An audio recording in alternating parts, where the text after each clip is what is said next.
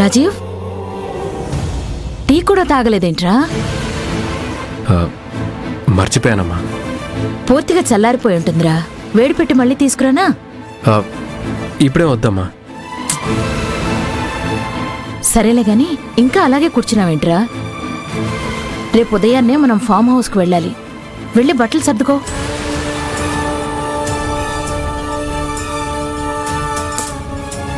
ఏంట్రా మాట్లాడవు?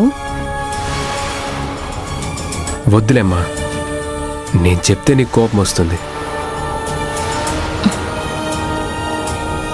చెప్పు, పర్వాలేదు. మనం ఫామ్ హౌస్కి వెళ్ళే అవసరం రాకపోవచ్చమ్మా.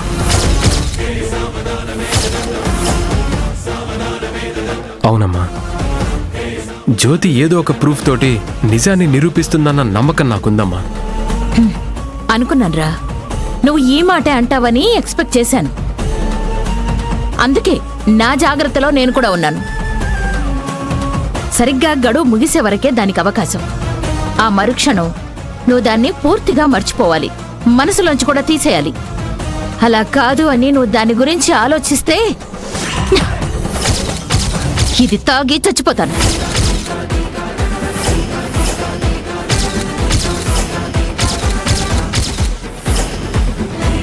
అమ్మా, ప్రతిసారి నువ్వు ఈ బాటిల్ చూపించి చస్తానని బెదిరించి నా మనసుని చంపేయడం కరెక్ట్ కాదమ్మా. రాజీవ్, ఆ బాటిల్ ఇవ్వరా. ఎందుకమ్మా నన్ను బెదిరించి నేను నీతో నా ఫీలింగ్స్ ని షేర్ చేసుకోకుండా నా గొంతు నొక్కేయడానికా? నోటికేదొస్తే అది మాట్లాడొద్దు రాజీవ్.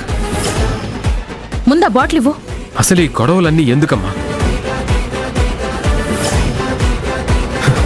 ఈ విషయం నేనే తాగుతాను, దరిద్రం వదిలిపోతుంది.